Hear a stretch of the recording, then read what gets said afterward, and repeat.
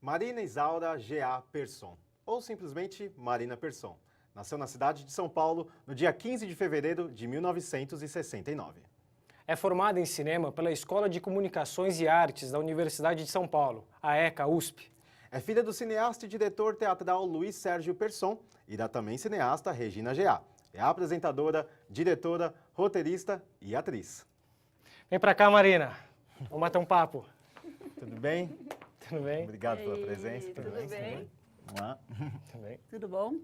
Pode, por favor. Quer sentar aqui? Ah, eu sento. Mas precisa ficar em pé, vocês dois? Não, eu vou ele vai sentar pra já. lá. Ah, você vai Tô brincando, não vou sentar. sentar. Pode sentar, fica à vontade.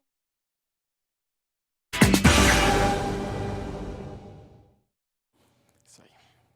Marina, tudo bem? Tudo bem? Primeiramente, queria agradecer mais uma vez a sua presença aqui com a gente. Obrigada a vocês pelo convite. Eu já queria adiantar que eu sou da geração da MTV.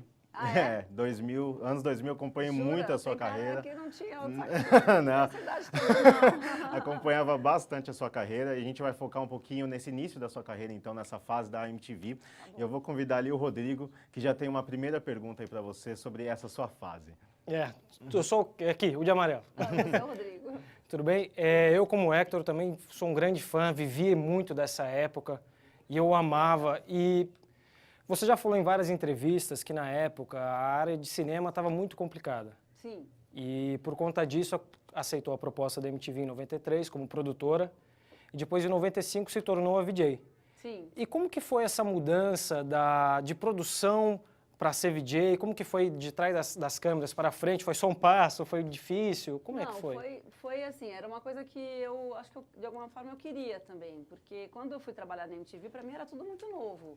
Eu não queria nem trabalhar em televisão, nem sabia fazer o que, né, o que eu tinha que fazer lá, que era editar, por exemplo. Eu nunca tinha estado no meio de edição, pegado em fita. Na faculdade a gente trabalhava com película naquela época, então, e na MTV a gente trabalhava com fita beta, fita D2, eram coisas que nem existem mais, mas que era o que se usava naquele momento para fazer televisão.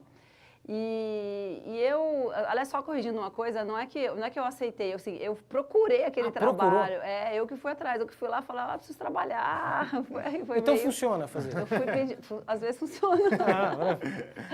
Ah, Não, tem que ter essa cara de pau, gente. Aliás, para todo mundo que tiver vergonha Ótimo aí, conselho. eu já falo, para todo mundo que está começando, vai lá, bate na porta mesmo, mete as caras, porque é isso que faz com que as oportunidades apareçam. E aí, quando eu trabalhava muito tempo lá, passava muito tempo do meu dia, da minha semana, da minha vida, eu passava lá na MTV fazendo o próprio Cine MTV. Então, quando a Cris ficou grávida, a Cris era apresentadora naquela época, a Cris Couto, foi ela que sugeriu, mas para mim era uma coisa que eu falava, poxa, eu tenho vontade também, né? Eu já faço toda a parte de trás. Então, para mim, assim, apresentar era só ter uma coisa de quebrar aquela timidez, que eu, de fato, eu era muito tímida, eu era muito envergonhada. Eu era péssima, na verdade. Eu era aquele teste, até hoje, assim, quando eu olho o teste, eu falo assim, gente, quem contratou essa pessoa? Meu Deus do céu, não tinha jeito de nada, era toda dura, tensa, sabe? Assim, era uma coisa que eu realmente aprendi a fazer. Mas mesmo assim você tinha essa vontade de passar. Eu tinha, então, só que Só esperava isso. uma oportunidade. Eu tinha nervosismo que atrapalhava, falta de experiência, ficava muito tensa, eu não sabia ler teleprompter. Tudo conspirava para o contrário. Porém, eu tinha uma coisa que a direção naquela época prezava muito, que era conhecimento. Então, eles falavam, não, vamos investir nessa pessoa, porque... Né? Essa menina tá aí, ela tem fala todo um inglês, pacote. porque ainda tinha isso, tinha que saber inglês, Olha, além de você conhecer, ainda tinha que saber inglês, então eu sabia algum inglês, o suficiente para entrevistar as pessoas e tal. Naquela época era um mega diferencial, né? Falar inglês. Aliás, gente, conselho para todos também, hoje vai ser o dia dos conselhos. Atenção. Aprenda o inglês, porque assim, é uma das coisas que você portas. mais vai usar na sua vida, verdade. Aí, hoje em dia é fácil, porque você tem muito acesso na internet, Sim, a gente sim. já tem muita tem o Google coisa de você Tradutor, tem uma aprender sozinho, né? Você vê muito vídeo, vê música em inglês e vídeo no YouTube, não sei o quê, então você é meio massacrado por... É por isso que naquela época deveria ser um diferencial ainda mais importante, né? Porque hoje a gente tem essas facilidades que talvez naquela época não existiam, né? Verdade. E aí foi assim, eles foram me moldando, mas não foi fácil. Mas Parabéns. Mas eu queria. Acho que a grande diferença é essa, eu queria muito e eu me empenhei. Quando me deram essa oportunidade, eu falei, não, gente, eu vou Abraçar. vou pegar isso com todas as unhas, né? E aí quando você pegou essa oportunidade, né, passou para frente das câmeras, eu que acompanhei a MTV aí ao longo de todos esses anos que você ficou lá, a gente sabe que você apresentou de A a Z lá dentro, né? Você fez de tudo lá dentro, de cinema, comportamento, música, tudo. Total. E eu tenho muita curiosidade de saber como é que era esse processo interno, dessa mudança, né, repentina de programa, assim. Daí uma semana alguém falava assim, olha, escuta, você está falando de cinema, hoje você vai falar de comportamento de adolescentes. Não, Como é que era esse aí processo? foi outra coisa, não era assim, era um pouco, eu que também busquei isso, porque eu fazia programa de cinema que eu gostava, eu conhecia, então para mim era uma coisa fácil, gostosa de fazer, mas eu também sempre gostei de música. Eu sempre fui uma adolescente que gostava muito de música. Sim. E para além disso, tinha uma coisa também de você querer fazer outra coisa, de você fazer de fazer uma coisa diferente dentro daquilo. Então eu já sabia apresentar, já sabia LTP, já estava, sabe, com uma super cancha ali de fazer aquele programa semanal que eu já conhecia, então você acaba enjoando Sim, também. Por você mais que você goste, Exato. você fala, nossa, vamos fazer outra coisa. Chega uma hora que cai numa rotina, né? Você quer coisa diferente. Eu queria desafio, eu queria fazer programa ao vivo, eu queria falar de música, eu queria brincar mais. O Cine era mais certinho, era um programa semanal, eu queria fazer programa diário, ao vivo. Eu queria falar com a audiência na hora, sabe? Eu queria...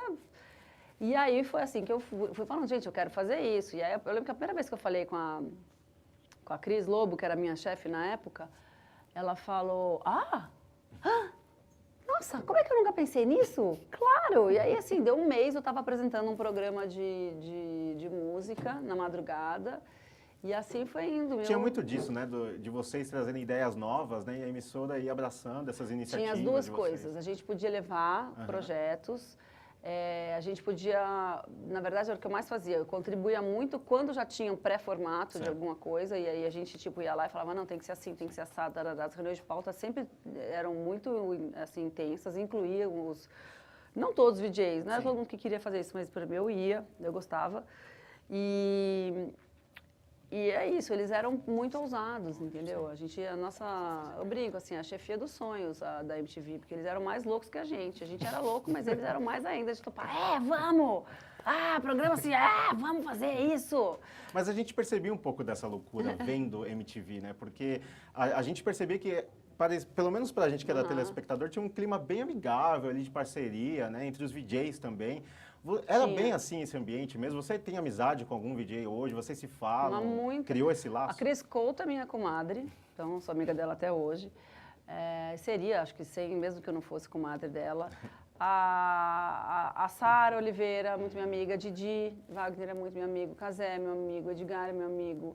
Então, vejo João Gordo, Marcos Mion, quando a gente troca as mensagens. Fernanda Lima, quando é que ela mora no Rio, agora está morando sei lá onde, mas enfim, a Fernanda Lima. São pessoas, Cris Niklas, que está morando em Portugal. A gente tem um laço, tem. A Luísa Micheletti. Ai, quem mais, gente? Tanta gente. Nossa, passou tanta gente. A Titi Miller.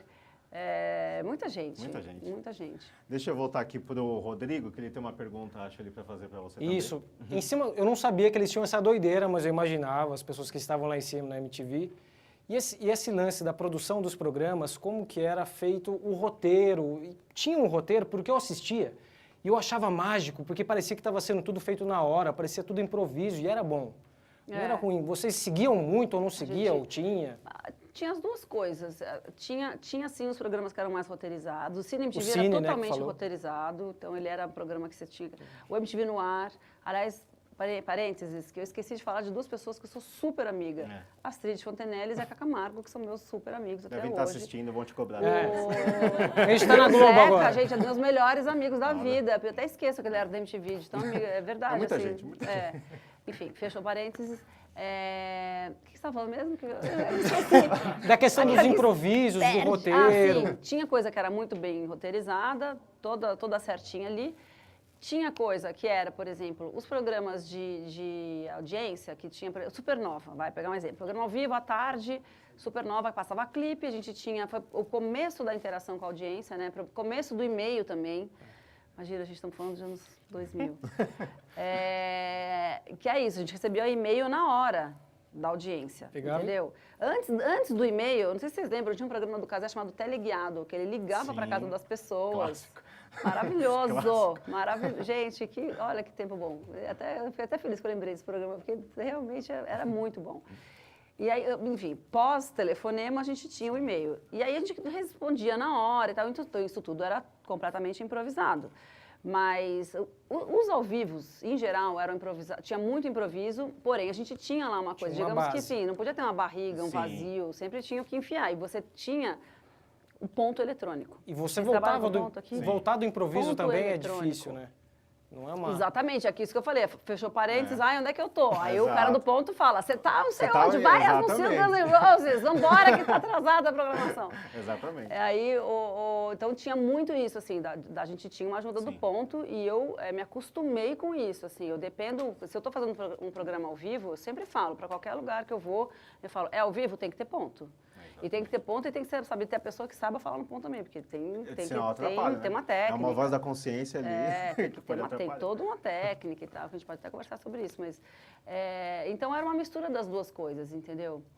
Eu gostava de improvisar. Meninas Veneno também era um programa que era roteirizado, mas que você não roteiriza o que a pessoa vai responder. Sim, é verdade. Né? Você joga a pergunta, a pessoa responde Você vai uma em cima, coisa, né? você tem que pegar aquela Exatamente. resposta, porque senão você fica só, tipo, uma pessoa que faz a pergunta e não interage. Você tem que interagir com o que está sendo falado ali, né? Exatamente. E falando Essa em é a coisa mais gostosa de fazer em televisão, então. pra mim, é isso. Essa É a coisa interação, mais sim. gostosa. É você fazer um negócio que você... eu gosto de fazer coisa ao vivo, ou que, se não for ao vivo, uma coisa que seja gravada ao vivo, digamos Sim. assim, né? Sem corte, que você consiga interagir. Fica mais fluido, né? E falando em bom. interação, acho que dá tempo da gente ter uma perguntinha da plateia. Dá. A gente tem agora a Aí, gente, eu Alessandra. falo muito, pode me interromper, tá? Vem cá, Alê. Queria fazer... Oi, tudo bem, Marina? Oi, Alessandra, tudo bom? Tudo jóia. Seguinte, eu queria saber qual o programa que você mais se identificou na MTV? Você, esse é a minha cara. Então, essa pergunta é tipo assim, qual é o seu filho favorito?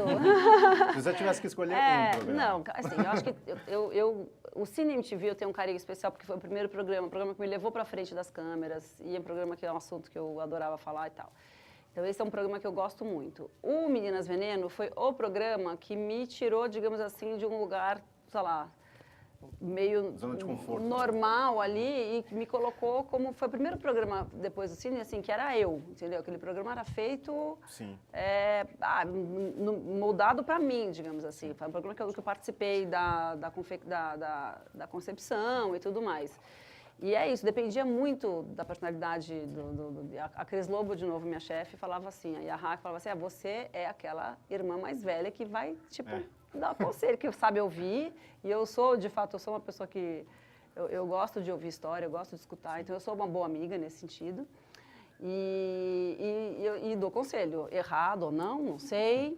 Pode ser bom, pode ser ruim, de fato é que eu dou palpite. Mas esse programa, então, tinha um toque Então, muito tinha pessoal para isso, você. tinha. Então, por isso que tem essa... Então eu tenho esse carinho. E o Top Top é um outro programa que eu amava fazer. É bem divertido. Porém, assim, de qualquer maneira, eu gostava de fazer todos os programas que eu fiz na MTV. Inclusive, a gente tinha isso, assim, que já me chamaram para fazer alguns programas que eu não quis fazer. E eu falei, olha, eu não me sinto bem, eu não... Não, tudo bem, não preciso, ninguém nunca me obrigou a fazer o que eu não queria, lá dentro. E é isso, mas cada um teve sua época. O Neura também, quando a gente fez aquela novelinha, foi a primeira vez que a gente fez uma ficção própria dentro.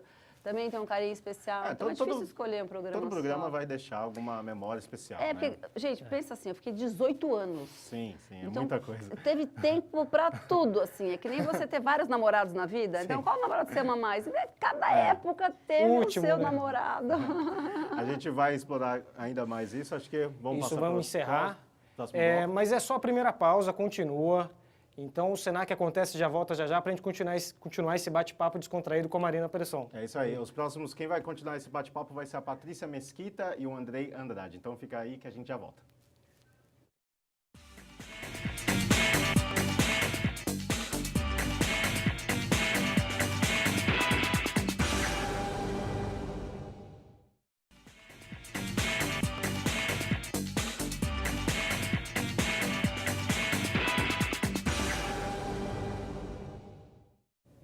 Estamos de volta com o Senac Acontece. Hoje a nossa convidada é a apresentadora, cineasta e atriz Marina Persson.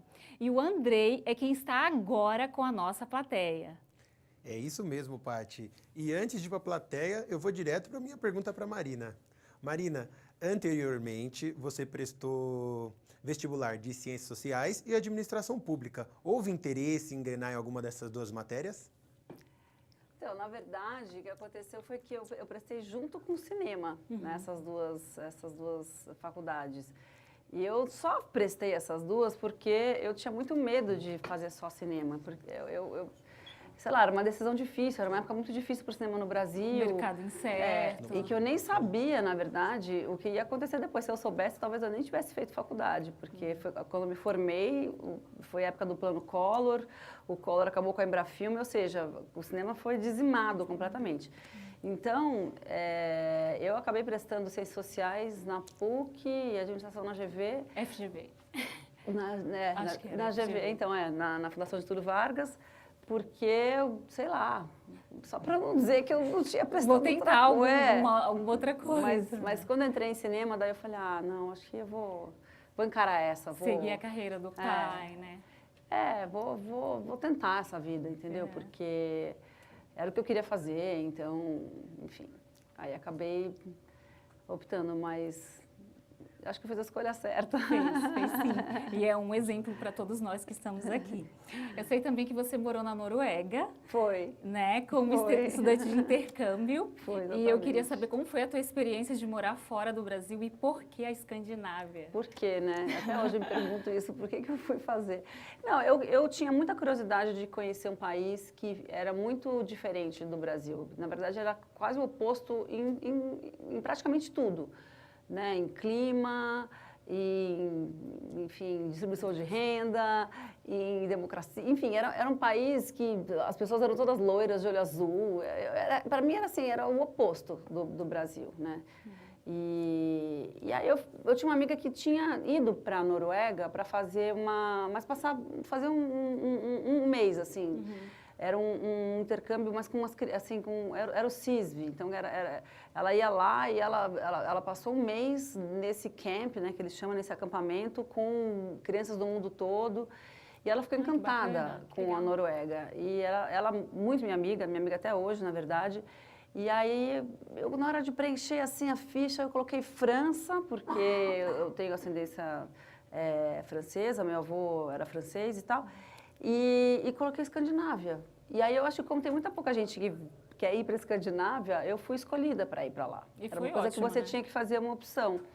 E eu tive uma experiência muito, muito louca, assim, porque era exatamente isso, assim. Imagina um país onde você praticamente não tem desigualdade social, sabe? Com certeza, totalmente o oposto, né? E é bom nessa época da vida você ter esse contato com outras culturas, né? Completamente. Para mim foi transformador, assim, sabe? Imagina, eu cresci num país, de que você tem uma defasagem gigante entre pobres e ricos, né? Muito, muito ricos e muito, muito pobres. Isso não existe na Escandinávia. Então, para mim, isso foi a primeira coisa, assim, que eu falei, nossa, caramba, isso é possível, dá para viver assim, o mundo pode ser assim, né?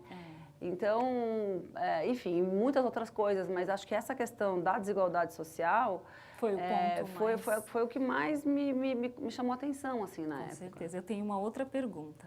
Na verdade, Meninas Veneno foi um programa que você apresentou na MTV e que foi premiado pela APCA como o melhor programa do ano de 2002. Exatamente. Aqui você atribui o sucesso do programa e se ele fosse reproduzido nos dias atuais, que temas seriam prioridade se você produzisse o programa? Hoje, primeiro que eu acho que o Meninas Veneno, ele veio numa época em que a gente não falava muito de feminismo, né? O feminismo, ele sempre existiu, sempre existirá, eu acho, porque, na verdade, é uma necessidade nossa, mas esse nome, né, esse termo, ele existiu durante muito tempo nos anos 60, 70, mas ele desapareceu porque ele ficou estigmatizado como uma coisa de mulheres recalcadas e tal. Então, quando eu era adolescente, feminista era quase um xingamento, assim, era uma coisa que as pessoas não se assumiam feministas, apesar de continuarem batalhando por oportunidades iguais. Assim, acho que eu, por exemplo, sempre tive essa noção de que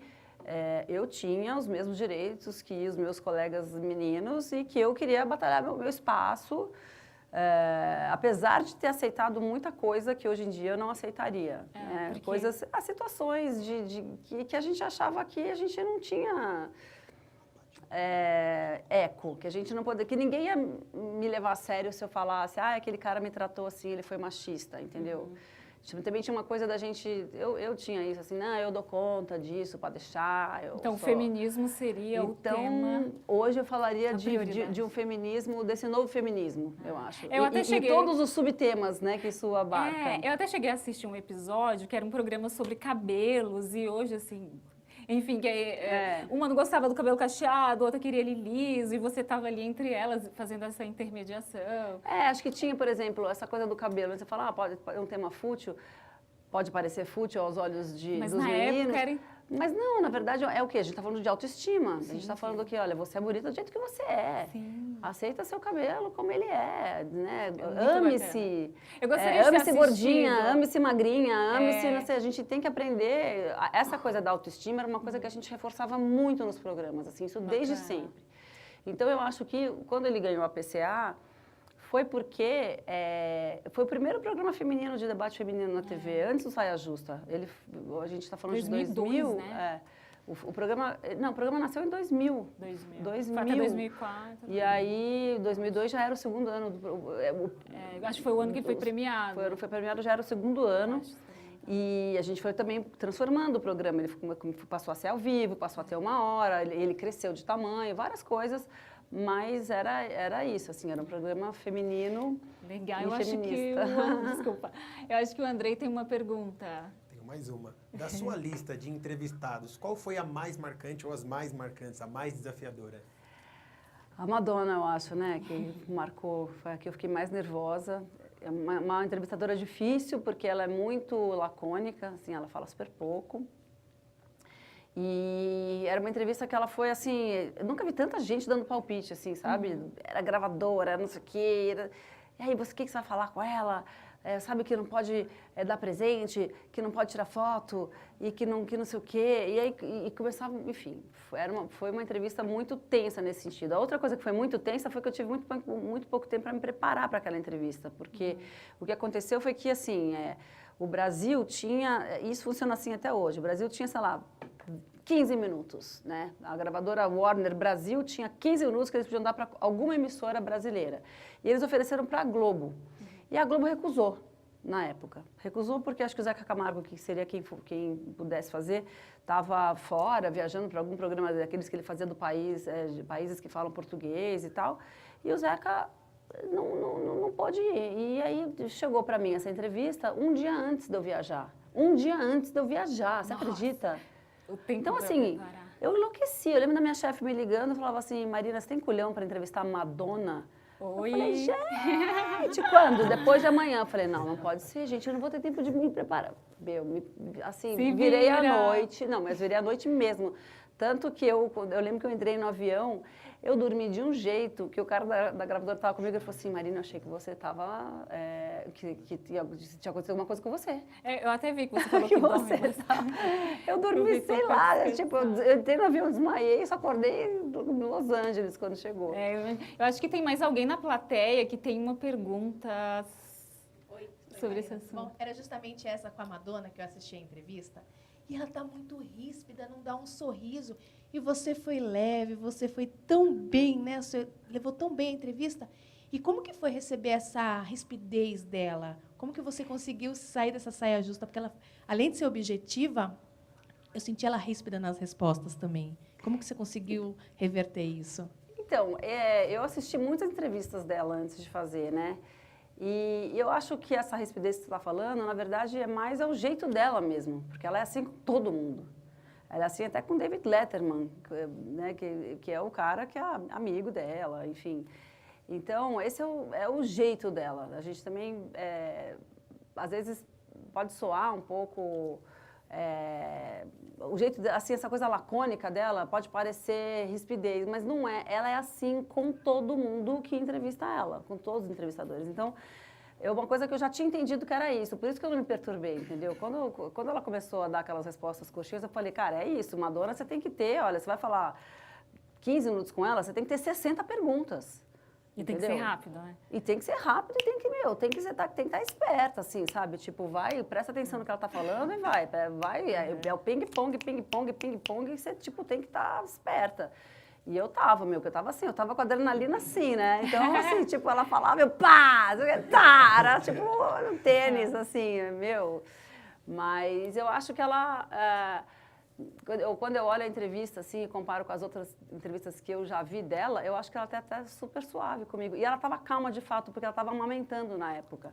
E quando eu entrei para fazer a entrevista, sentei nesse lugar, que nem você, estamos aqui, eu sentei, me microfonaram, aí veio a assessora dela e falou assim, ai, Marina, ela está amamentando, tudo bem você esperar um pouquinho? Super gentil, não, imagina, eu vim do Brasil, 25 horas de viagem, imagina que eu vou agora. Não posso esperar, gente, estou muito atrasada, né? E aí, quando ela chegou, ela estava assim, ó, tipo, sabe, meio calma, assim. Então, para mim, foi uma entrevista que ela chegou mais relaxada. Porque a menina que saiu da entrevista antes de mim, porque você fica na filinha lá, né? Fica uma cadeirinha, assim, esperando, tomando café. Aí, entra um, sai, entra outro, sai. Aí a menina que foi na minha frente voltou chorando. Nossa. Ela não sei o quê. Eu, ai, gente do céu, já vai tremendo, assim, né? Eu acho que vocês tinham ela me meio tratou que... bem, tá entendendo? Não chorei nem nada, tá ótimo. Vocês tinham a mesma vibe, a mesma sintonia de pensar rápido, enfim, acho que por isso que fluiu, Cara, né? sabe o que acontece? Eu sou muito fã da Madonna, eu sempre fui fã da Madonna, então eu assistia, eu conheci, quando eu falei, não tive tempo de me preparar, na verdade é a minha vida, imagina, me preparei desde a minha adolescência para entrevistar a Madonna, eu sabia tudo dela, tinha todos os discos, então... Além da Madonna... Era mais nesse sentido, assim, né? Desculpa. Além da Madonna, teria mais alguém que você adoraria entrevistar? Ah, eu nunca entrevistei o David Bowie, isso foi uma lástima na minha vida, que eu gostaria de ter entrevistado, mas eu entrevistei muita gente do cinema que eu gosto, né? Cameron Diaz, John Cusack, Johnny Depp, que na época a gente nem sabia que ele era desse jeito, enfim, tinha as polêmicas todas. Mas eu tive sorte de entrevistar muita gente que eu gosto. Eu tenho mais uma outra pergunta. Qual a tua opinião sobre a obra de arte do Robert Smithson, o Spiral Jet em Utah, nos Estados Unidos? Que eu eu vi que você gosta dele. E qual a importância desse tipo de obra de arte nos dias atuais? Quando eu passei a me interessar mais... A gente está com o tempo corrido, mas eu gostaria de... É uma pergunta super importante para mim. Eu passei a me interessar mais por arte, assim, quando eu casei, porque meu marido é super interessado. Então, esse cara, por exemplo, eu conheci por causa do Gustavo. E aí, ele que me apresentou. Que eu acho incrível um cara que consegue fazer uma obra de arte que não é um quadro, que não é uma escultura, que ele vai lá e pega, sei lá, um lago e faz um negócio dentro do lago, ou que consegue fazer uma intervenção incrível, na natureza, né? Nessa proporção. Isso que me... Maravilhoso. Mas a gente vai continuar sobre esse assunto em outro bloco, que... Agora vamos fazer mais um intervalo no Senac Acontece. Daqui a pouco a gente continua a nossa conversa super descontraída com Marina Persson. No próximo bloco, a Aline Fernanda e a Ana Raquel Ferreira vão continuar esse bate-papo com a cineasta Marina Persson. A conversa vai ser sobre os trabalhos da Marina após a saída na MTV.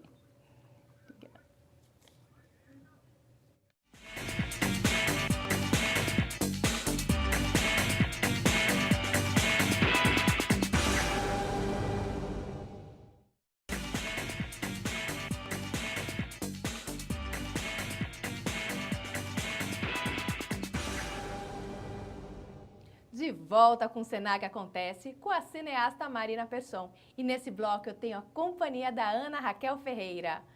Eu tô aqui junto do público e agora a gente quer saber os trabalhos que a Marina realizou em outras emissoras depois da MTV. É isso aí, Marina. A gente deu uma olhada que quando você saiu da emissora, tudo que te procurava é para falar sobre cinema. E aí você quis fazer outras coisas, né? Foi um desafio para você mostrar essas outras Marinas que você queria mostrar. Você conseguiu mostrar essas outras Marinas ou tem alguma faceta ainda que a gente pode aguardar por aí? Então, na verdade, quando eu saí da MTV, eu saí para fazer cinema. Era isso que eu queria fazer da minha vida. Eu tinha estudado para fazer isso e durante todos os anos que eu estive na MTV, eu nunca abandonei a ideia de fazer filmes. E enquanto eu estava na MTV, eu consegui fazer um curta-metragem, que foi o Moço Executivo, e depois eu fiz o Persson, que foi um documentário sobre meu pai. E aí eu tinha esse projeto de fazer uma longa-metragem de ficção, que depois veio a ser o Califórnia. E aí quando eu saí, eu falei assim, gente, agora é o momento de eu fazer aquele projeto de longa-metragem que eu estou acalentando na época, fazia já 5 anos que eu estava tentando levantar a produção e não estava conseguindo. Então, quando me chamaram para a TV Cultura, foi para fazer um programa já era uma coisa diferente do cinema, era para fazer um programa de arquivos da TV Cultura, era o Cultura Retrô. E eu falei, olha, só aceito com uma condição, assim, eu só posso trabalhar uma vez por semana, porque eu sabia que com essa carga horária de uma vez por semana só, os outros 4 dias eu ia conseguir me dedicar a levantar aquela produção do cinema. Então, foi muito com esse objetivo, assim, sabe? Minha saída da MTV teve muito essa característica, assim, de que eu vou finalmente me dedicar a essa carreira de cineasta a qual eu tanto sonhei, com a qual eu tanto sonhei e tudo mais. E aí, trabalhar na TV Cultura foi esse desafio de falar para um outro público, né? Imagina, eu passei 18 anos falando com um público jovem sobre cultura pop, sobre música, sobre cinema, sobre comportamento. E aí chega na TV Cultura, assim, assuntos sérios, né? Porque logo depois do Cultura Retrô, eu fui fazer o Metrópolis. E o Metrópolis era um programa de variedades, muito parecido com as coisas que eu já tinha feito na MTV, só que com os assuntos, assim... Então, música não era só rock, ou só também, né? Música jovem, era... O convidado de estreia foi o Toquinho, por exemplo. Eu falava, gente, o Toquinho na MTV jamais poderia, aqui pode, olha que legal. Então, eu abri, na verdade, todo um leque de coisas. E eu estava também mais adulta, e o público para quem eu falava já era mais adulta, foi uma coisa assim, um pouco que combinou, assim. Te ajudou nessa transição de carreira também. Foi gostoso experimentar uma coisa nova, numa nova emissora, numa emissora diferente. E você quer mostrar ainda, tem alguma Marina que está querendo se mostrar, além da atriz, da roteirista? Qual que está mais assim, não, quero ser mais essa Marina, mostrar mais essa Marina para o público? Eu gosto de trabalhar, eu gosto de fazer, assim, se eu puder fazer pro resto da vida, fazer televisão e fazer cinema, vou fazer, porque são as coisas que eu mais gosto. E aí os assuntos vão variando, né? No YouTube eu tenho o canal Marinando, que agora está um pouco parado, mas eu quero voltar, que fala de alimentação saudável, de vida saudável. Então, sei lá, o que a vida me trouxer, estou encarando. Perfeito. E Ana, a gente tem uma pergunta também? Na verdade, eu tenho uma pergunta, você falou do Marinando, você transita em várias linguagens, né? Você falou que você gosta mais de TV e cinema, mas você tem canal no YouTube, você já dirigiu peça de teatro, também teve programa de rádio. Verdade. Então, eu queria saber como é que faz para conseguir lidar com tantas linguagens e qual que é a dificuldade dessa transição, assim? Eu agora estou fazendo uma coisa com dança, que é um projeto que um amigo meu me chamou, que a gente está fazendo pelo Sescs, que a gente chama de Bollywood, que é Bollywood, na verdade, porque tem uma dança, aquela dança indiana de Bollywood com um palhaço, que é uma coisa que a gente faz, mistura com humor, com circo e tal, que eu também estou super gostando de fazer. Qual que era a pergunta mesmo? Porque eu comecei a falar do Bollywood e esqueci. Acontece, gente. Como é que você transita por tantas linguagens? Com uma facilidade, né? Você não parece ter dificuldade para fazer essa transição. Nasci para isso. Eu acho que é porque eu gosto, assim, é engraçado, porque é uma coisa que a gente tem dificuldade. Eu sou aquariana, né? Eu sempre acredito de signo ou não sei se as pessoas acham uma bobagem, mas a gente enjoa muito rápido. Quem é aquariano sabe, a gente enjoa muito rápido das coisas, a gente precisa de uma variedade, a gente precisa variar, mudar e tal. Então, acho que isso me ajuda, sabe, assim, essa coisa dinâmica, assim, de uma hora tá fazendo uma coisa, outra hora tá fazendo outra, outra hora tá desempenhando um papel. Uma hora é diretora, outra hora é atriz, outra hora é apresentadora, outra hora faz canal de culinária, outra hora tá falando de música.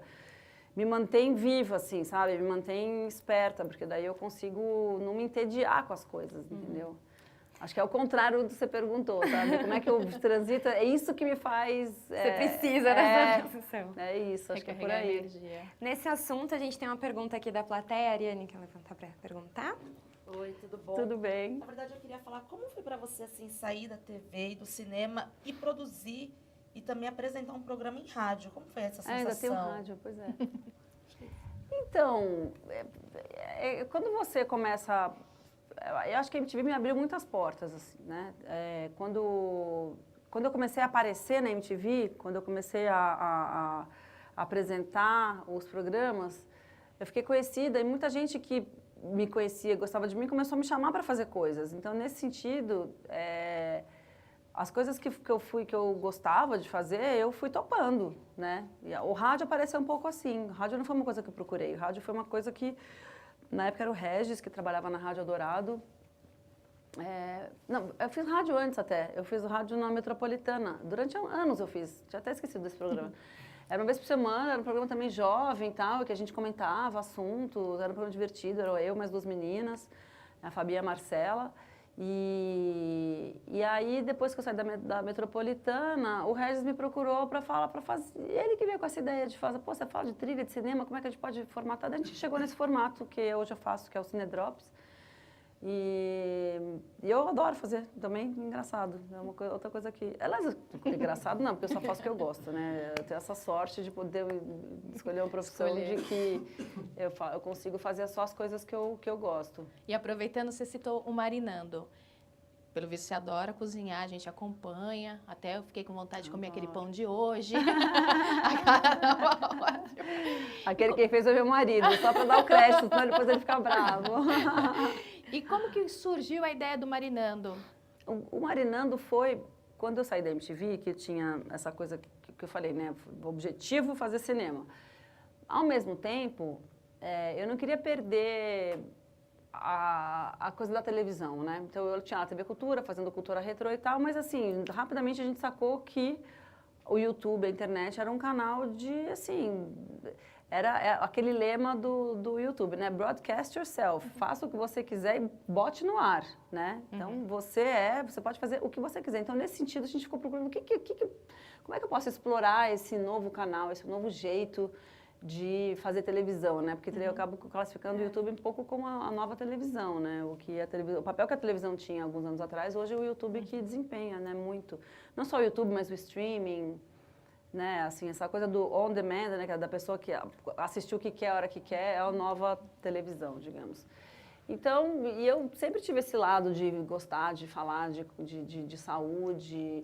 Até na MTV eu tive um programa, que era o Viva, que falava sobre vida, era bem-estar, modo de vida saudável.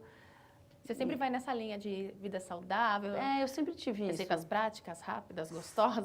Eu sempre tive essa preocupação, sempre gostei de comer direito, sim, de comer bem. Eu gosto de comer, na verdade, e já que eu gosto de comer, eu prefiro comer uma coisa que me faça bem do que uma coisa que me faça mal.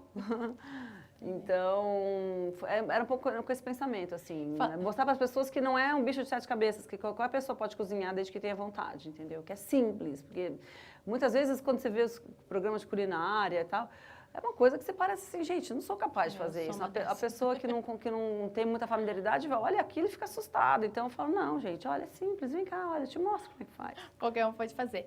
Continuando nessa ideia de youtuber, a gente tem mais uma pergunta da plateia, por favor. Temos sim, Hector. Marina, de novo, mais uma vez. Eu gosto muito de YouTube e eu queria saber, você falou que ele até pode substituir o papel da televisão, mas qual que é a diferença de produção na rotina mesmo, de você ter um canal, cuidar dele sozinho, não sei se você tem alguma assistente, alguma coisa, e a rotina de trabalhar numa TV, né? Essas diferenças de YouTube e TV. No YouTube, a grande diferença é que você tem que fazer, digamos assim, o roteiro, você tem que escolher o que você vai fazer. Ninguém vai mandar você fazer uma coisa, entendeu? A diferença do YouTube é que você manda em você, o que pode ser bom e pode ser ruim também, porque tem muita gente que só consegue trabalhar se dá uma tarefa, né?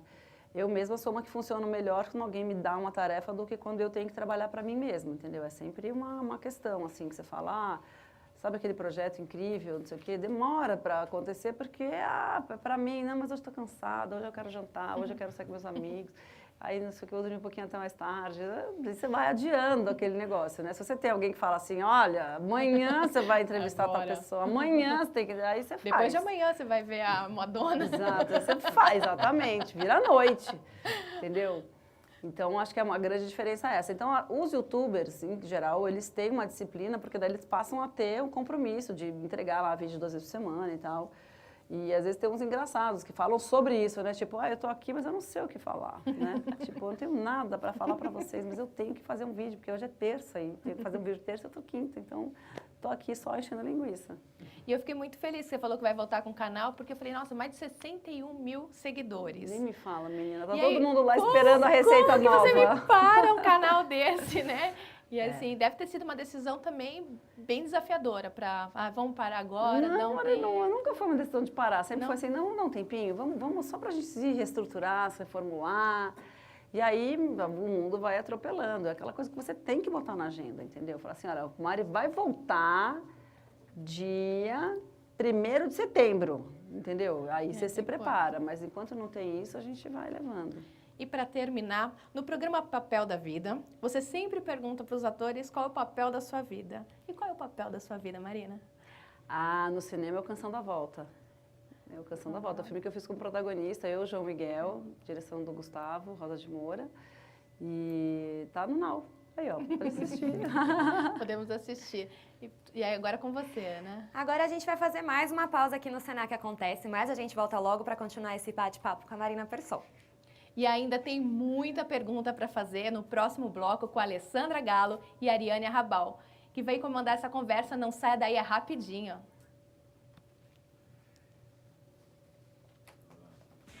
Muito obrigada.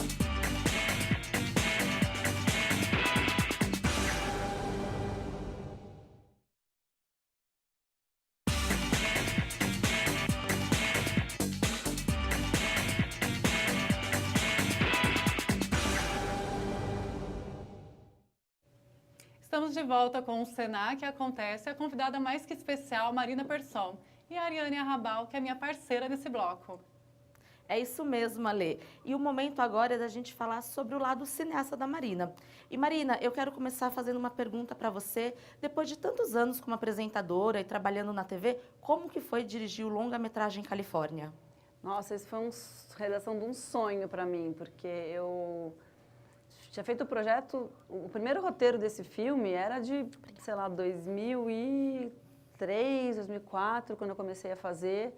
Eu só consegui filmar em 2014, então você vê quantos anos eu demorei para conseguir levantar a produção do filme, dinheiro e tudo mais. Recebi muitos nãos, assim, de editais, de fomento, de financiamento, até que finalmente eu consegui. E então para mim teve um pouco esse sabor assim de coisa realizada, assim. Foi uma coisa que eu era um projeto que eu tinha acalentado durante muitos anos. Então quando eu consegui finalmente filmar foi, sabe assim, Aquela realização. foi uma grande realização, né? Mesmo uma sensação muito boa. E né, demorou quase 10 anos para começar a ser filmado, né? Mas quais foram as dificuldades encontradas no caminho? Tipo, foi verba, foi...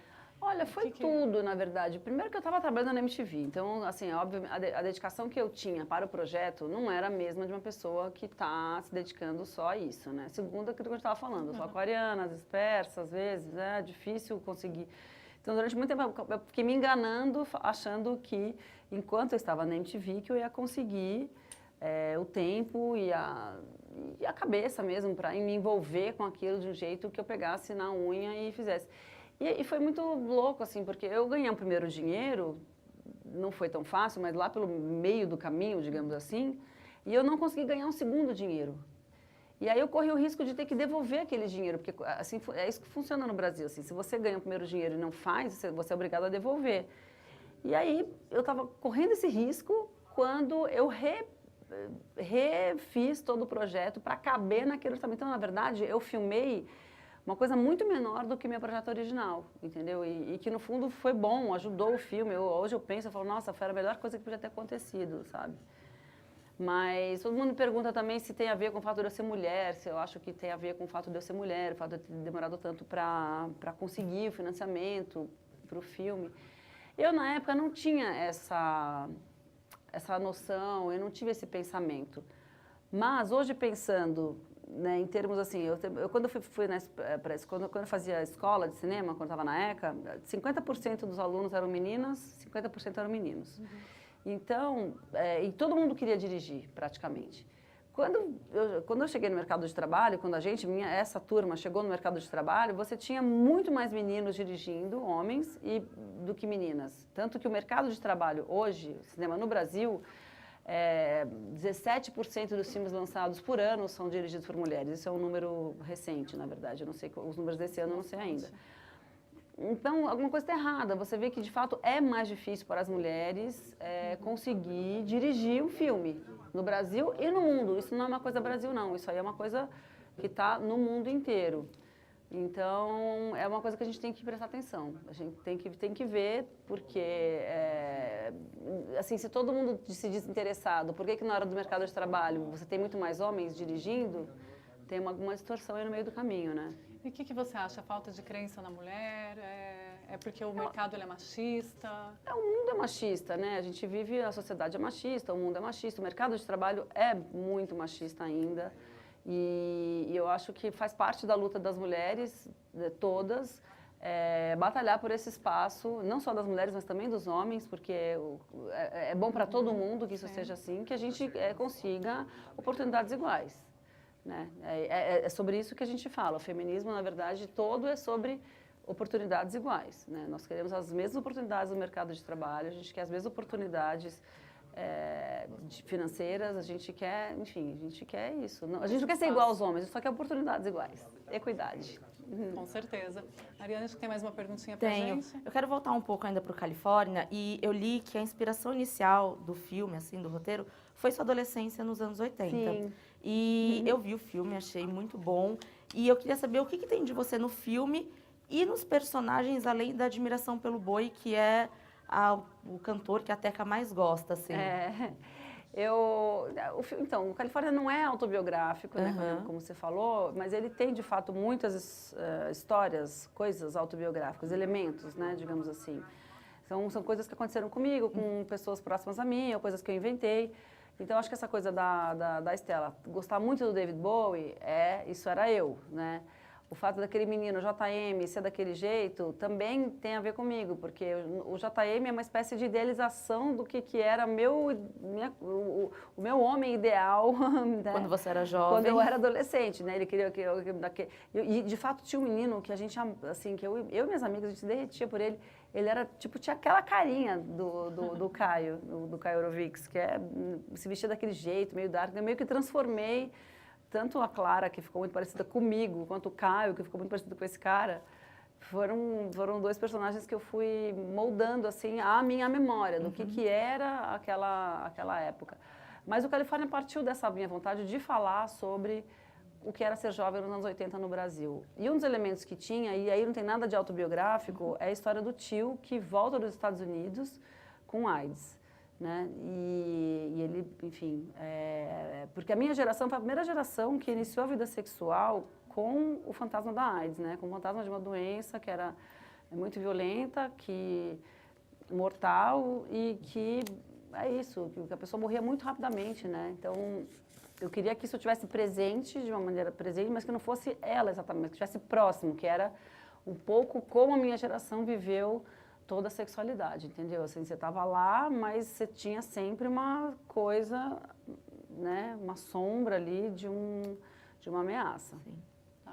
E como que foi essa experiência de trabalhar com a maioria dos atores, todos amadores, assim que eu posso chamar? Que a maioria não tinha experiência Sim, muito jovens, né? Isso. Foi muito legal, na verdade, porque para mim também era o meu primeiro filme de ficção. Eu também estava fazendo uma coisa totalmente diferente, nova, sabe? Era a minha primeira vez. Então, a gente descobriu junto, sabe? A gente foi descobrindo junto aqueles caminhos ali. Tanto, sobretudo, o primeiro núcleo, que era a Clara e as meninas, e depois a Clara e com o Caio, a gente foi trabalhando tudo, sabe, em paralelo, assim. Isso foi uma experiência muito gostosa. Ah, que bacana. Então, cresceram juntos, construíram juntos. Um pouco isso, assim, sabe? A gente tem essa sensação de que a gente veio de mão dada. Ah, que bacana. E, Ariane, eu acho que a gente tem pergunta na plateia, né? Temos sim. Temos a Ana aqui, que vai fazer uma pergunta agora. Oi, Marina. Oi. Então, eu queria perguntar o seguinte. Nesse caso que você comentou do tio da Teca, que tem AIDS, a gente vê a questão da doença pelo viés da menina, né? Não do doente. No Canção da Volta acontece um pouco a mesma coisa, porque a gente olha muito pelo viés da família a questão da tentativa de suicídio da Júlia. Então, eu queria saber por que essa escolha nesses trabalhos, que são dois trabalhos muito marcantes seus, de fazer do viés não da pessoa que é afetada pela doença, mas sim pelas pessoas próximas. Quando você faz uma técnica que se usa em roteiros, assim, você escolher um ponto de vista, né? Então, o ponto de vista do Califórnia sempre foi o da menina, sempre foi o da Estela, da Teca.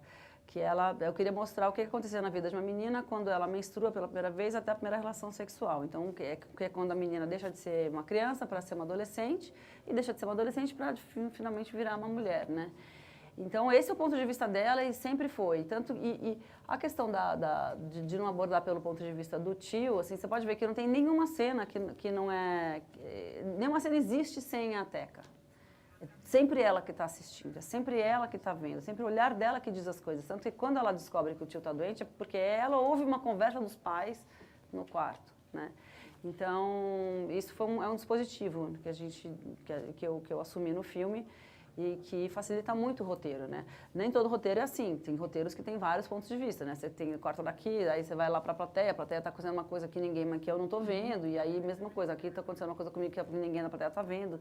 Isso é uma coisa que acontece, que também pode ser uma escolha. No Canção da Volta, o ponto de vista é o do João Miguel, né?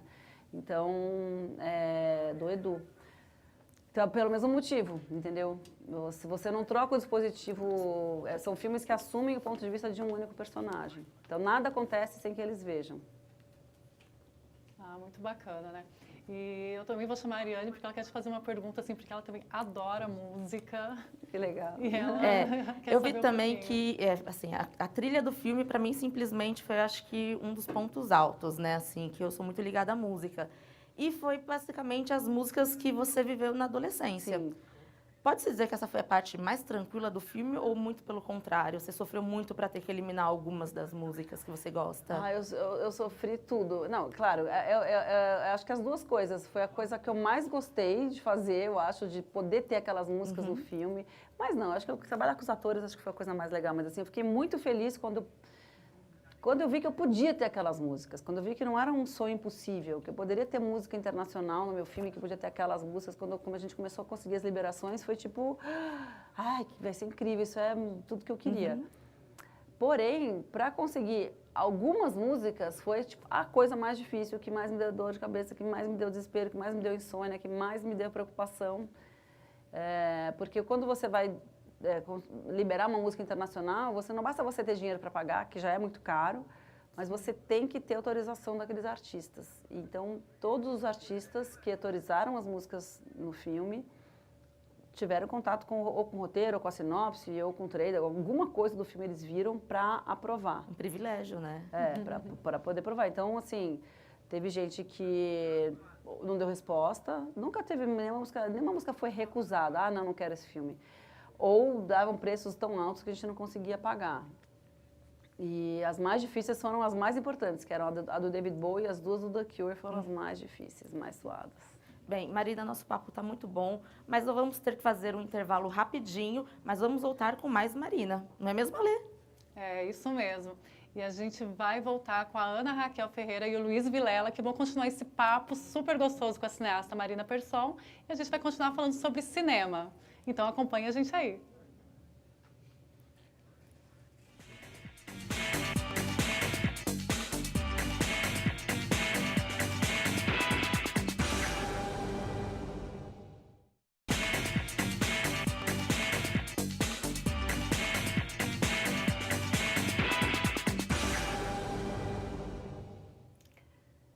Começamos agora o último bloco do nosso Senac Acontece com a cineasta Marina Persson. Neste bloco eu tenho a companhia do Luiz Vilela. É isso aí, Ana. E estou aqui junto com a nossa plateia e já quero saber quem tem pergunta para Marina Persson. Eu acho Já que tem a uma Aline, pessoa ali, ó. a Aline tem uma pergunta. Pode falar, Aline. Marina, você gosta muito de cinema e muito de música. Você pensa em fazer algum musical? Já pensou? Já teve alguma ideia? Quem Boa sabe posso te dar uma boa... Uma boa ideia. Nunca pensei em fazer musical nesses, tipo Broadway, assim, não. Mas filme musical, acho que nunca pensei, sabia? Engraçado, né? Mas eu nunca pensei. Mas, assim, sempre vou fazer filmes com música, isso com certeza. Tipo Califórnia, sabe? Tipo, muita música, isso sim. Pode não ser cantada o tempo todo, mas a música vai estar lá. Com certeza. Uma coisa que eu tenho dúvida que eu gostaria de te perguntar é que, assim, nesses seus trabalhos, a sua família aparece bastante, né? Você fez um documentário sobre o seu pai, eu estava comentando agora há pouco antes da gente entrar no ar, que a sua irmã está presente no Califórnia, que você também dirigiu ela no teatro, Sim. né? E você Ela e meu atuou cunhado. Então, E meu cunhado também faz o Califórnia. Ah, essa eu já não sabia. Ele é o Maneco. Entendi. E no Canção da Volta você atua no filme do seu marido, Sim. né? Então, queria entender, assim, como que é trabalhar com família, se você prefere trabalhar com família, é uma preferência sua? É porque como eu tenho uma família de atores e diretores e tal, é natural que você inclua, né, essas pessoas que estão próximas a você nos projetos, né? E tem uma coisa também que além da minha família, meus amigos também estão, né? E meus amigos, e tem essas pessoas que acabam virando sua família, que, por exemplo, a Clara e o Caio, né, que são os atores do Califórnia, são pessoas que são muito próximas a mim hoje em dia. Então, eu também considero eles já minha família expandida, sabe? É gostoso trabalhar em família, é gostoso trabalhar com amigos, é gostoso você fazer o que você gosta junto das pessoas que você ama. Agora quero colocar meus sobrinhos nos filmes também, porque eles são tão lindos e vão crescer tão rápido, né? Porque eles, enfim, criança. Então, quem sabe? Os próximos são eles. Conhecer ainda mais pessoas. Né? Acho que o Luiz tem uma pergunta. Sim, tenho. Marina, existe algo assim que você não gostaria de fazer no cinema? No cinema? Que você, assim, não faria de jeito nenhum? Que eu não faria de jeito nenhum, não sei, porque cinema às vezes paga bem, né? Então a gente pode ser que a gente se venda. Eu falei, filme de terror, eu não gosto de filme de terror, mas sei lá, se pagar bem, assim...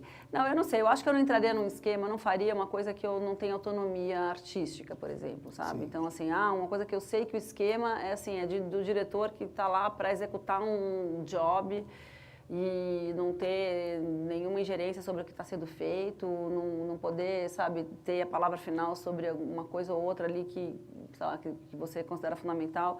Não faria coisas que são contra meus princípios, entendeu? Que venda uma ideia que vai contra meus princípios, isso jamais faria também. Exatamente. Então, acho que é um pouco isso, assim, coisas que vão contra... Um que vai contra meus princípios, a outra coisas que eu vou falar, para que eu vou fazer isso, entendeu? Eu não acredito nisso, para que eu vou falar, sabe? Tá certo. Acho que não. Muito obrigado. Você também já falou em entrevistas que você não gosta muito de falar da vida pessoal, mas vendo os seus trabalhos, eles são muito pessoais, né? E eu acho que eles mostram muito de você, assim, você diria que a arte é o seu jeito de falar sobre você? Assim? Eu acho, uma boa pergunta essa, porque eu eu não gosto de ficar falando da minha vida pessoal no sentido, assim, da fofoca, sabe? Do que tá fazendo, quem tá namorando. Quer dizer, agora eu tô casada há 10 anos, então não tem nem sentido isso, mas teve uma época que era um pouco isso, quem tá namorando... Acho isso muito... Não me sinto bem, né? Não estou nem criticando quem faz, só porque eu não gosto, não me sinto bem. Porém, eu acho que assim, o Person, né? Você falou do trabalho, o Person é um filme muito pessoal. O filme eu falo de um episódio trágico na minha vida, que foi perder meu pai quando eu tinha 7 anos de idade. Então, eu não tenho problemas em falar de mim, desde que eu saiba que aquilo está sendo falado de um jeito respeitoso, de um jeito que faz algum sentido para quem está vendo, que não caia, digamos, uma coisa assim vulgarizada, sabe? Que não caia numa vala comum do assunto que vai ser da próxima roda de conversa, ou sabe assim? Então, para mim a diferença é um pouco essa, assim, a maneira como se fala da coisa. A coisa em si vai de cada um. Eu não sou uma pessoa que, não quero que ninguém saiba nada da minha vida. Não é isso. A minha preocupação não é essa, mas é como que aquela conversa, como que aquele assunto é tratado digamos assim, na boca de outras pessoas ou na mente de outras pessoas, sabe? E aí, num projeto seu, você tem esse controle, né? Porque daí, por exemplo, falar da morte do meu pai, mas eu estou falando durante 1 hora e tanto sobre aquilo, né? Falo da vida dele, né? Aí não fica só na tragédia também, tem um lado do filme que é todo um lado da beleza que tem a vida dele, que foi a vida dele, de ser filha de uma pessoa como ele. Então, é um pouco nesse sentido, assim. Mas eu de fato, eu tenho um pouco de aflição, assim, quando eu vejo, sei lá, alguma coisa da minha vida escapar do meu controle. Até, por exemplo, eu dou uma entrevista e aí...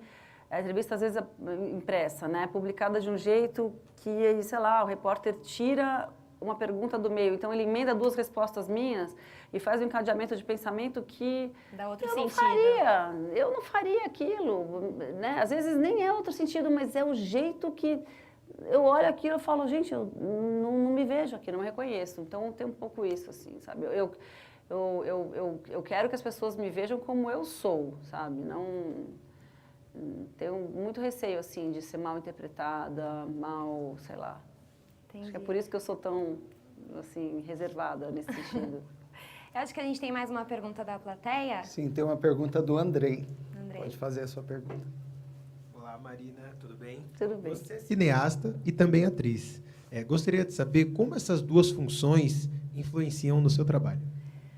Então, acho que é muito bom a experiência do ator de atuar para quem dirige, porque você começa a ter uma outra noção de como você lidar com os atores, né? E depois de ter trabalhado, ter feito esse filme como atriz, assim, com um papel maior, que foi o Canção da Volta, que não foi só uma participação e tal, isso já tinha feito. Mas foi a primeira vez, assim, que eu tive uma responsabilidade e um papel com denso, profundidade, né? Com arco, com... eu acho que eu vou lidar diferente na próxima vez que eu for dirigir alguém, eu vou ter uma camada a mais que eu não tinha, né? E eu acho também que o diretor, seria interessante passar por todas as funções do cinema. Eu, quando estava na faculdade, eu fiz som, fiz fotografia, fiz continuidade, eu fiz até produção, fiz assistência de fotografia bastante, que também é uma função difícil e super delicada. E ter feito tudo isso me ajudou muito na noção geral na hora de tocar um set, sabe? Porque você aí é aquela figura máxima, né? Aquela liderança, você é a pessoa que tudo que você fala, as pessoas ouvem, atendem, tudo que você pensa acontece. Então, é interessante que você tenha noção da função de cada um deles para você ter também respeito por aquelas pessoas e por aquela equipe, por aquelas funções todas, entendeu? E para atuar, ser diretora também mudou alguma coisa, assim? Não fica aquela vontadezinha de dirigir? Eu, quando fui atriz desse filme, do Canção da Volta, eu consegui me despir totalmente da figura da diretora, até porque para mim já era muita coisa, porque para mim foi muito trabalhoso desempenhar aquele papel. Eu tive que me dedicar muito, estudar muito, me preparar muito. Então, na hora que eu estava lá atuando, já era, sabe, eu falava assim, eu não consigo nem pensar onde vai botar a câmera, o que tem que fazer, sabe, assim, para mim foi engraçado, porque foi muito perto uma coisa da outra. Eu terminei o Califórnia, me deu um mês, eu já estava me preparando para o Canção da Volta, eu não tive, assim... E aí eu tirei a roupa da diretora e vestia de atriz, assim. Para mim foi tipo muito automático. Igual você falou que transita nas linguagens, você transita nas funções também com facilidade. Mas eu consegui sabe, desligar uma chave e ligar outra muito rápido. Legal. Acho que o Luiz tem uma pergunta. Tem sim. Marina, você está trabalhando, analisando algum projeto de cinema nesse momento? Assim? Sempre. Sempre. Muitos. Não, até porque para vingar um, você tem que ter pelo menos 10, sim, entendeu? Sim. É verdade, você tem que ter muita coisa, porque essa ideia de que o cineasta fica acalentando um projeto durante tanto tempo, não sei o quê, isso não funciona. O Califórnia foi assim porque eu não sabia muito bem, né? Eu tinha uma outra profissão que me tomava muito tempo e tal. Quer dizer, eu ainda tenho, mas eu digo, na época da MTV era isso, assim, me tomava muito tempo. Hoje em dia, eu peso de maneira que, assim, o que eu faço na televisão me toma menos tempo do que o cinema. Ótimo. Eu inverti um pouco a proporção, sabe? Antigamente era muito tempo na TV, pouco tempo para o cinema. Agora, muito tempo para o cinema e pouco tempo para a TV. Sim, sim. Menos tempo para a TV. Então, breve vamos ter resultados aí, novidades. Ah, sim. Tomara. Vamos ficar esperando então, hein? Eu queria saber também, você falou um negócio de muito tempo, né? Você mudou muito o roteiro de Califórnia, assim, os projetos foram mudando muito ao longo do tempo, já que demorou tanto para ser produzido? Mas muda o tempo inteiro, assim, enquanto existir um roteiro, ele vai ser, assim, enquanto você não fechar o corte final, na ilha de edição, você vai mudar o roteiro. Porque ele muda antes de filmar, ele muda quando você consegue achar os atores, ele muda quando você acha a locação, ele muda quando você está filmando, ele muda na montagem, aí ele muda... Gente, eu não sei, é a coisa que mais muda. Tanto que se você pegar um roteiro de filme, Em geral, os roteiros que a gente lê dos filmes, eles são transcrições do que está na tela, o que não quer dizer que aquilo tenha sido escrito daquele jeito. Maior parte, esmagadora maior parte das vezes, não. É uma coisa totalmente diferente do que tem lá no papel, do que vai para a tela. Como que é essa decisão, assim, recentemente eu vi uma conversa com a Laís Bodansky falando sobre Como os Nossos Pais, e ela falou da dificuldade de encerrar, assim, que toda vez que ela assistia de novo, ela, acho que dá pra fazer um ajuste aqui, um ajuste acolá, e que era muito difícil esse desapego, de falar assim, não, agora Você tá tem que pronto. aceitar que você tem que parar alguma hora. É assim, alguma hora o produtor fala assim, amanhã você vai fechar esse filme, você não pode mais mexer. Aí você fecha. Aí acontece alguma coisa, você fala assim, não, só mais uma coisinha. Olha, tá bom. Aí você consegue, tipo, 3 vezes. Na 4ª vez você fala assim, agora não dá mais. Agora sim, você fechou esse corte, é assim que vai. Aí você aceita, entendeu? Basicamente é assim. É uma hora... É contra a sua vontade. É uma hora que você... É só porque você tem que parar uma hora. Porque senão você fica eternamente mudando, é verdade. A gente nunca tá totalmente feliz. É muito difícil mesmo. Muito, então, mas tem que aceitar, faz parte do exercício, sabe? Entendi. Uma última pergunta que eu queria fazer é a seguinte, em Califórnia você escolheu falar de um período específico de tempo da personagem, e A Canção da Volta também é um período específico ali, é um processo. Nos próximos projetos que você vai fazer, que você pretende fazer, a gente pode esperar esse tipo de coisa, assim, você valoriza mais o processo do que um final diferente, porque você não tem um final de um clima gigantesco, né? Pelo menos para mim, o que mais interessou nos 2 filmes foi entender o processo. Eu acho que cada projeto tem uma característica, assim, né? Eu agora estou tentando, o meu próximo projeto eu estou tentando fazer de um jeito que um filme contemporâneo, por exemplo, já é uma grande mudança. Mas ainda estou apegada nessa coisa que eu estava falando do ponto de vista. Então, assim, eu tenho 2 projetos que o ponto de vista é de um personagem. Eu não consegui pensar diferente ainda. Sabe, multiplot que a gente fala, né? Que, assim, tem uma coisa acontecendo aqui, daí tem outra acontecendo ali. Não tem ninguém que é onipresente no filme. Mas acho que talvez tenha uma hora que eu chegue nisso, entendeu? Mas acho que o meu jeito de pensar, por enquanto, está muito ligado nesse dispositivo, que é o do ponto de vista de um único personagem. Agora, tem mudanças, tem um projeto especialmente assim, que você falou que é um período, né? É um período de tempo na vida da pessoa, mas tem muitas elipses no meio, entendeu? Então vai ter uma passagem de tempo maior do que o Califórnia, por exemplo. Então, já vai ser uma mudança. Que bacana. E nós acabamos de conhecer um pouco mais sobre a apresentadora, diretora, atriz e super cineasta Marina Persson. Muito obrigado pela sua presença aqui no Senac Acontece, Marina. Obrigada a vocês, obrigada para todo mundo. E assim, boa sorte para vocês todos que estão aí nessa busca por essa profissão.